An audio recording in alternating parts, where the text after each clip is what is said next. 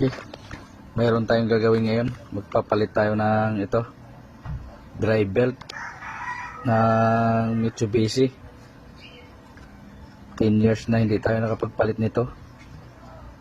Kaya papalitan natin ngayon. Turo ko paano ba papalitan ito. Saglit lang ito palitan, no? Mayroon lang tayong tatanggalin nito. Ito yung ating papalitan. Natanggal na natin yung ating air cleaner. Palitan natin to. Ito naman sunod na babaklasin natin.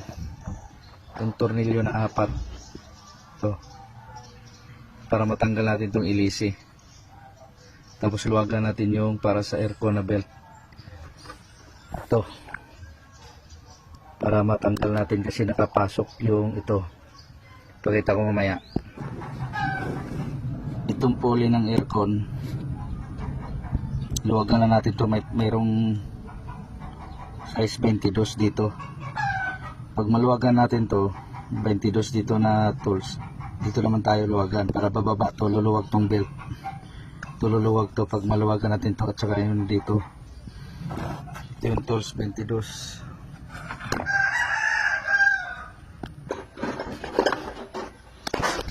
Ito naluwagan na natin.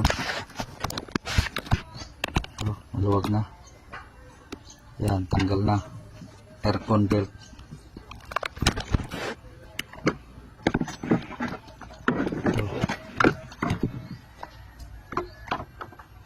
Ayan, matanggalin natin. Pagtanggal yan, ito lang luluwagan to. Hilain lang to. Ito yung kanyang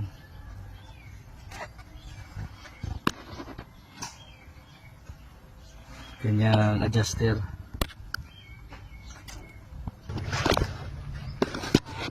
Tanggalin muna natin tong Gis. Ito.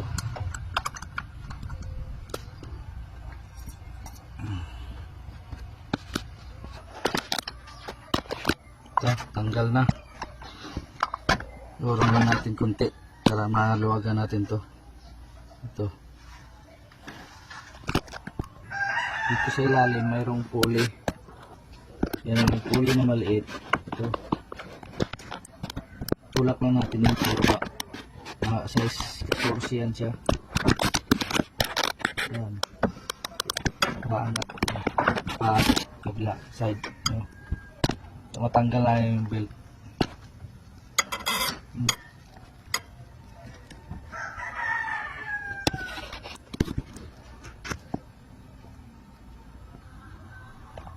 Hindi mo na makita itong ano. Ito.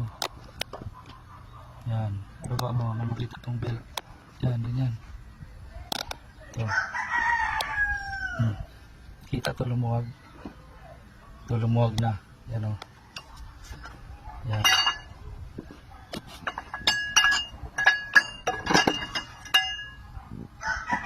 Kita mo yung belt. Yan.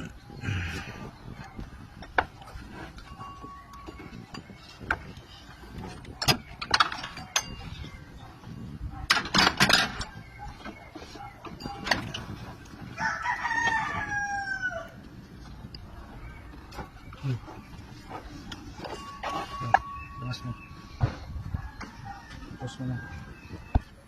Babalik na natin.